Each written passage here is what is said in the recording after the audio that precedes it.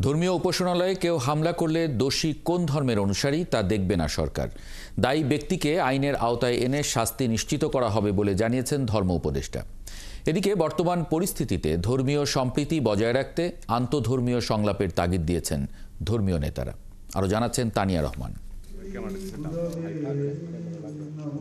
সংঘাত নয়, ধর্মীয় সম্প্রীতি বজায় রাখা নিয়ে বেসরকারি সংগঠন দি হাঙ্গার প্রজেক্ট আয়োজিত আলোচনা সভায় সভাপতির বক্তব্যে বদিউল আলম বলেন, নতুন বাংলাদেশের অর্জন ব্যর্থ হয়ে যাবে যদি না সকল ধর্মের মানুষ একসাথে বসবাস করতে পারে। সম্প্রীতির শান্তিপূর্ণ বাংলাদেশ সৃষ্টি করা এবং ধর্মে ধর্মে ভেদাভেদের ঊর্ধ্বে উঠে সেই ধরনের বাংলাদেশ সৃষ্টি করা, সেটা বাস্তবায়ন করা নির্ভর করবে আমাদের উপর। আলোচনায় অংশ নিয়ে বক্তারা বলেন, গণতন্ত্রহীনতা থাকলে দেশে দুঃশাসন মাথাচাড়া দিয়ে ওঠে। সেই দুঃশাসনের বিষবাষ্প বর্তমান সরকারকেই দূর করতে হবে। একই সাথে আন্তঃধর্মীয় সংলাপ করতে পারলে সমাজে ধর্মীয় সম্প্রীতি বাড়বে বলে মন্তব্য করেন তারা। আমরা নতুন বাংলাদেশে আশা করছি যে আমাদের মধ্যে সুশাসন আমরা পরিপূর্ণভাবে উপভোগ করতে পারবো।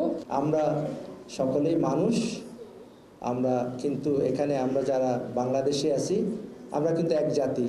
পাহাড়ি বাঙালি চারদিকে যে মানুষ বসবাস করে, নানা নৃতাত্ত্বিক যে জনগোষ্ঠী আছে আমাদের মধ্যে, সকলকে নিয়েই বাংলাদেশ। আজকে সেই ভালোবাসা যদি আমাদের মধ্যে থাকে, আমরা যদি বিলিয়ে দিতে পারি, নো সংঘাত। এদিকে প্রধান অতিথির বক্তব্যে ধর্ম উপদেষ্টা বলেন, বর্তমান সরকার সব ধর্মের মানুষের জন্য সমান সুযোগ বজায় রাখার চেষ্টা করছে। তাই কেউ যদি কোনো উদ্দেশ্য হাসিল করতে কোনো সম্প্রদায়ের উপাসনালয়ে হামলা করে তাকে ছাড় দেবে না সরকার। যারা উপাসনালয়ে হামলা চালায়, যারা পরিবেশ বিকৃত করতে চায়, তারা ক্রিমিনাল, তারা দুর্বৃত্ত, তাদের কোনো ধর্মীয় পরিচয় নাই। আমরা অনেককে চিহ্নিত করেছি, অনেককে আমরা আওতায় এনেছি। এর পাশাপাশি সম্প্রীতি নষ্ট হয় এমন কোনো ঘটনা যাতে না ঘটে সেজন্য আইন শৃঙ্খলা বাহিনীকে নির্দেশ দেওয়া হয়েছে বলে জানান ধর্ম উপদেষ্টা।